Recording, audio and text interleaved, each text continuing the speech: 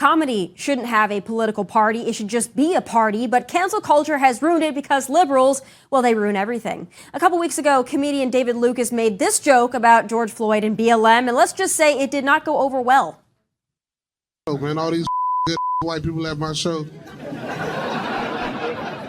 And you wanted to show them the reason George Floyd got his neck nailed on. It's just a joke, man. I would have never kneeled on George Floyd's neck. I would have shot that. That was making us look. You know about George Floyd before you get up there talking. You really still know to be funny, don't you know that? It's called comedy. You ready to go? All right, baby. Okay. All right, you offended too, baby, with the braids? Right. You offended too? God. Y'all good? I like Kyle Rittenhouse too. I like Kyle Rittenhouse too. You too, bro? God, bro. Oh, but you a little bit, right? All right, so David held out on an apology for his comedy, but alas, he folded. Take a look. There's a clip that is circulating around social media, and since that clip has came out, I have spoken to a lot of George Floyd's family. I spoke to Cal Wayne, Trader Truth, Steven Jackson, and my intention was to never cause harm to his family or make them revisit a moment that happened a few years ago. I'm a father, so I get it. I understand how his kids feel. I've spoken to his whole family, and we've came to an understanding as to how to move forward from this. And just want to apologize to his kids and everybody who was close to him. Okay, so now I've got some questions. Joining me now, comedian David Lucas. So I got to start out with, we played the clip. It's comedy, right? It's comedy. You should be able to say things in comedy that maybe rub people the wrong way. Yeah. But after a couple of days, you kind of fold it a little bit. You put out an apology. You got to explain the apology, why you put out the apology, if you regret the first comedy act, and if you regret the apology. I have a lot of questions. Well, following that, I started getting a lot of harassing phone calls. I started getting a lot of threats. I had to, take my mom out of her house, and I kind of didn't go to my house because people found her number. And so they were like, can you apologize to the Floyd family? And I'm like, well, will that stop all this shit? Will you get off my back? So the apology, like, I'm never apologizing for the joke because I still do the joke. So I'm not apologizing for the joke. But if that's what they wanted, to leave me and my family alone, because at the end of the day, that's the most important thing for me. Like, I worked this hard to take care of my kids and my mom. And when you start calling my mom, and my mom is 65, and she's like, baby, they telling me they gonna hurt you. I'm like, mama, I'm fine, but they got your number, so we need to get you out of that house. Wow. Yeah, I got security now, yeah. It's that bad from that joke. Now, you said you've told the joke before, you're gonna tell it again, but it's because it went viral and probably... I told it this past weekend in Connecticut. Okay, and what was the reaction in Connecticut? So crazily, well, I ain't even gonna say crazy, but to my surprise, there were a lot more black people at my shows than normal. And all the black people that came up to me, they're like, bro, like, we're the same way. Like, it's jokes. And also, like, you're going to be the one to break all this up because you look like you and you have a different opinion than what a majority of the black people have. And they're like, look how you look. People are not ready to receive your message because you look like that. But if they listen to what you're saying, they'll understand. And it's so crazy because I've been called a white supremacist. It's like, how? Well, they'll call anybody a white supremacist. They found out my daddy's Hispanic, and they're like, oh, he ain't even black. And I'm like, what? Well, that's what's going to happen. Yeah. And you know that's what's going to happen. But you still tell the joke. You say you're apologizing to the family if it caused hurt, but you're not apologizing for the joke itself. But let's get into it a little bit. I knew I'm pretty close friends with a person down in Houston, and I didn't know that George Floyd was in his family. And he called me on Sunday. And I heard the pain in his voice. And I'm like, look, bro, like, I'm a comedian and you've been to my shows and you've been supporting me this long and you've heard me tell jokes about white people and had nothing to say about it. So if I offended you personally, bro, like, I'm sorry. You know what I'm saying? Like, I'll apologize to you because I know you. So that's pretty much where that came from. Like, as far as standing on the joke, I'll stand on that joke and I'll continue to do more jokes like it. It's just who I am. How do white people react to that joke? Because I would imagine that white people might be slightly more uncomfortable than black people with that joke. Well, I built my fan base from Roast Me, which was on All Def Digital, and I was on MTV Your Mama when I was a kid, and I'm the Kill Tony Show. So on the Kill Tony Show, nothing is off bounds. Like, we talk about everything. So the people that watch me from that show and support me already know what it is. And sometimes I'll see people like, where were we at, Darius, when the lady had on a mask in the front row? Dania Beach. Ladies sitting in, the more expensive seats, because my VIP tickets are always in the front because those people want to get roast. So a lady's sitting in the front row, and she had a mask on, and I said, clearly I can tell you don't follow me. Like, why are you here? She's like, I just want to come to a comedy show. And I'm like, you didn't want to research the comedian or find out what they're about or what they believe in? And she's like, no, I just want to have a good time. And she was an older black lady, and I'm like, are you easily offended? Because this was Friday, and the video had just been released, and D.L. Hughley picked it up on Sunday, and I'll tell you more about that. So it was that Friday, and I'm like, look, I'm already going through something right now. Are you easily offended? Because I don't need no more hurt people in my DMs. And she's like, no, and she actually had a good time. Even though she wore a mask and we don't have the same political beliefs, she still had a great time. So when you see the mask, that indicates to you that they might be a little bit more uptight? Or maybe yeah, they might be a little uptight. They might be a Karen, somebody to complain, because it's like, look, Fauci has came out and said that it's proven that the mask don't do shit. So if I see you with a mask, either you're crazy or you're sick. So let's talk about your political views then. Are you pretty open about, how you feel politically? I'm a Trump supporter. You're a Trump supporter, okay. Yes. So how much hate do you get for that? A lot. A lot. But here's the thing: I was a Democrat up until the pandemic, but I was a blind Democrat. I would say I was a blind liberal, and I was just following the ways of whatever girl I was dating, because I've always been in Hollywood, so I was too busy auditioning, doing comedy, and doing other things. So if my girl be like, "Oh, Obama," I'm like, "Yeah, Obama, let's go. Whatever I got to do to sleep next to you at night." And during the pandemic, I had a chance to actually sit down and look into a lot, because for the first time in my life, I was still, like, from the age of 12 until, 29, 30, when the pandemic started, I never had an opportunity to really, like, read and study on what's going on. And when it was happening, I'm like, why are so many people hating on Trump? Normally when people hate on somebody, it's the other way around. They're actually doing more good, and you have an outside influence that's telling you to hate this person. So when I started reading things about him, I'm like, yo, there's no reason to hate this guy. This guy has given black people the opportunity to have assets, given black people the opportunity to have wealth. And it's like, isn't that what we asked for as a whole? Wealth and opportunities? And do you not see that from this? Like, I feel like if the black community would take their emotional ears off and just read non-biasedly, they will be surprised as to who they really vote for and who they choose to be their leader. Because Joe Biden, and I don't mean to be on my political soapbox, Joe Biden was voted in blindly based off of emotions.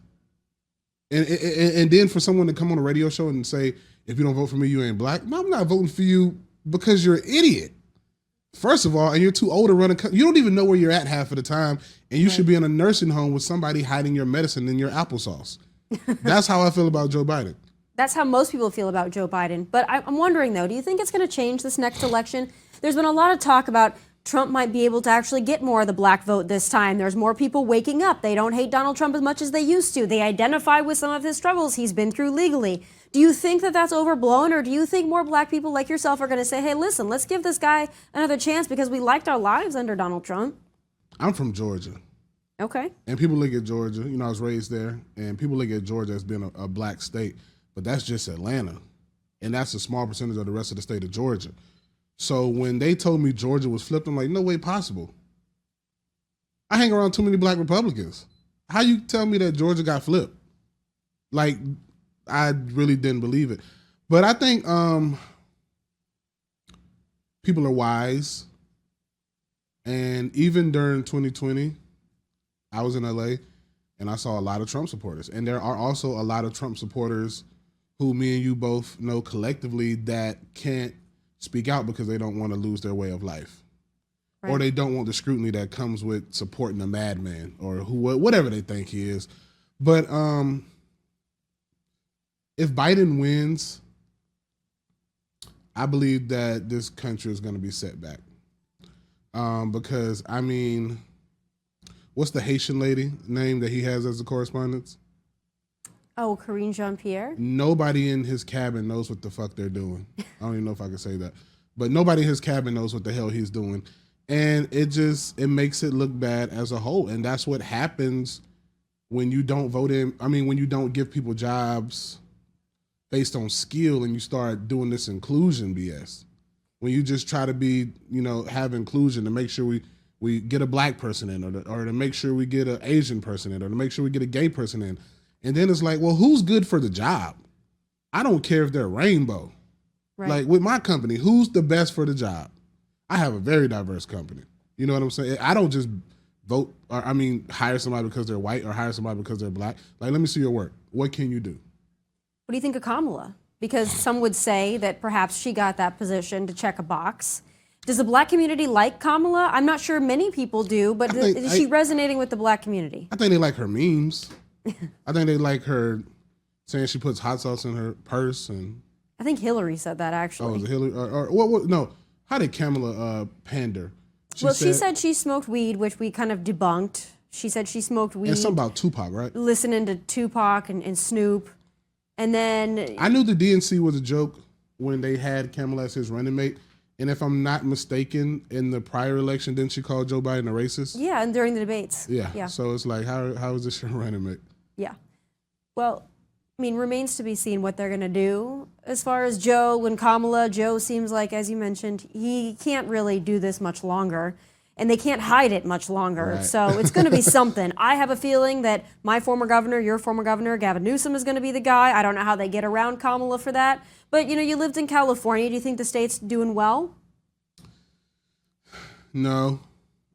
California has become a shithole, man. It's because, but prior to the pandemic, we were all just walking around aloof to what was really going on when we didn't really, look at bigger problems. And then, like I was saying about my political observation, once you actually have a time to sit down and realize what's going on, you're like, God dang, like this place has not been ran right in a long time. I don't know. I feel like LA is too big of a place and California is too big of a place to kind of vote on somebody based on morality. I feel like you got to have somebody with a little bit of criminal in them. Like when we had Mayor Villaraigosa. Remember when Mayor Villaraigosa ran that city right? Like they were pulling knives and pistols out at these board meetings, and the city was good. It was a great place to be when Villaraigosa was there, and he got caught sitting front row of the Lakers game, and they're like, well, on a mayor's salary, how do you receive front row tickets for you and your girlfriend? He's like, it was a gift. And that was that. And they not dared question this man. What do you think about, speaking of Georgia, what do you think about Fani Willis? Did you watch that testimony last week? Oh, the lady who got caught with her side piece giving her money? Yeah. It's crazy to me because isn't she the one that's putting RICOs on all these rappers? Yeah, and Trump. So it's like, she did a good thing for Trump because you saw how many black people came out in the hood when he was riding to his motorcade. Yeah. Come on. Do you think he's got a chance in Georgia? I feel like he's got a big chance in Georgia, and I feel like for the black community, especially like in Georgia, they didn't see him as human. So when he got arrested, now it's kind of like you're on my level. It's like me before I met you, I'm like, she's a robot. You know what I mean? Like, look how she talks. Not in a disrespectful way, but you're a robot. Like she's witty, she talks fast, and she's not wrong. So to me, like people like you, Ben Shapiro, and Candace Owens, I look at y'all as robots because, like, god dang, I wish my intellect was that high to be able to talk with that much factual information like y'all. Y'all just like spew it out. So like I feel like when he got arrested, it made him look human. Like, oh damn, Trump got arrested, man. He could be just like me because I can get arrested. Like that's how I feel like a lot of black people looked at it, and they went out there and they made him a hood. I feel like she made him a hood hero. She's done a lot. Her testimony was great, by the way. Well, they're saying that people are hard on her just because she's a black woman, not because she employed via tax dollars her side piece, and then $700,000, right? Yes, 650, something like that, and then they were going on vacations, and then he claimed that, well, she paid him back in cash. She claimed that she had, 6 months' salary or more in cash, or something like that. So there's a lot going on there. But, last question I want to ask you, do you feel like America racially as divided as the media would have it seem? No. When you see your comedy shows, do you see a good mix of people who find you funny, that enjoy being around a diverse crowd? So that showed, speaking of the Kansas City Funny Bone, it was probably right at about 65-35 with more leaning white, or 60-40. It was more black people at that show than I was used to. And 14 black people left. Even though the tape tries to make it say that half of the show left, it was like 400 people there. 14 people left, which still at the end of the day is a small percentage if we're basing it off of the whole. And half of the people only left because they were riding with the other people. What happened was some young fans were coming out and they bought the whole table. So they decided to bring, I believe, their parents, grandparents, and their aunts. And here's the thing. With my type of humor, and even in that video, there's an end part where I apologize to the old man because you've seen a lot, So racial things might trigger you more than trigger me because I don't live in a world where the white man has suppressed me at all. Sorry, I don't think anybody under the age of 45 should be able to use that as an excuse. So, like I told him, I was like, I understand why you're triggered, why you are triggered, because you've seen a lot. And you're in your 50s, 60s, and maybe even in your 70s. But you should also research who you're coming to see. And at the same token, like, why am I held in such a higher place than these rappers? I've never killed anybody, and I don't have a criminal history, because if I did, these BLM fake would have found it and put it out, just like they found out about my father and my mom. So it's like, why am I being held on this high pedestal of scrutiny from you guys when I'm telling jokes? But when you listen to rap, it's supposed to be real. Right. Where do we go from here in comedy? Because there's a lot of people that are unwilling to do what you do, unwilling to say what you say.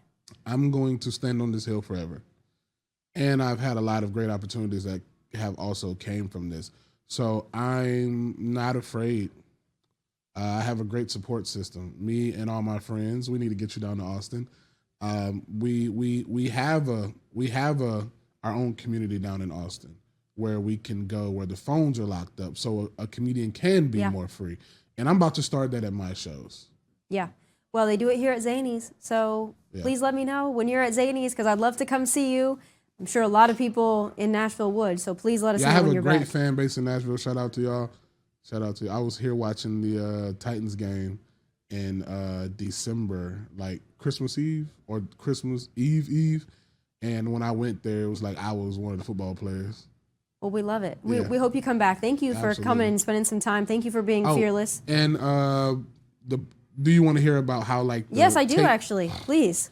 So, this guy, D.L. Hughley, Yep. who used to be one of my favorite comics up until, he started coming from our friend Joe Rogan during COVID. Yep. But it's like, who passed out on stage? And I believe he passed out here at this Zanies in Nashville. You might be right about that. I believe it is. Yep. Is this pool water? Just, you're not wrong. Just regular from the tap water. Okay. Jeez, I feel like I just drank chlorine. Maybe just bring me some moonshine. That might be better. So D.L. Hughley is the one who started all this. The video, when it was originally posted, had a few million, but nobody was really. D.L. Hughley posted it Sunday. And there's a lot of witnesses to this. He continued to talk about me like he did not know me. And that's the part that bothers me. And it's like, DL, could you please tell these people that you just asked me to come on the road with you in December? Oh, wow. Just this December, he asked me to come on the road with him. We were both playing Philly, and I went to go see him because he's a roasting comic. So I like, to see that. And it's just like, he talked about me on his radio show yesterday. He's bringing me up on his podcast, and he continues to talk about me like he does not know me. And I've had many interactions with Mr. D.L. Hughley. Still respect him as a comic, but not as a a person that has any type of morale to them, because like, how can you disassociate yourself from me? Yeah. Well, I mean, it's not uncommon. A couple instances where that happened to myself. Charlemagne the God, talked to him, knows me, talked to me a lot, got some heat for talking to me, and then all of a sudden, like, wanted nothing to do with me. Trevor Noah, same thing. Went on the Daily Show. He was nice to me. He would text me. He was very, very friendly to me. Oh, got pushed back, pretending like he didn't know me. So I'm wondering if people just are too scared, or they just use it for fodder for their own content, or what you think it is. I think for D.L. Hughley, he's built after. You remember he had that small segment on the news I do, actually. a few years ago, maybe 7 years. I think it was CNN, if I'm not mistaken. Yeah, I'm sure it was CNN. Constantly negative news. But anyway, I feel like since then he's had to lean into what pays his bills and like, hey, yo, I get it, but message me. Yeah. And be like, yo, man, you know I had to do that because I got a job and I have a certain way I have to present myself in front of everyone else. But message me, call me. It's not that hard. He knows my information. Yeah. And it's just like, bro, like that would make me feel a whole lot better than like we're all in this together. And you've probably done several jokes where if we go through your comedy specials, you have something that can be considered cancelable.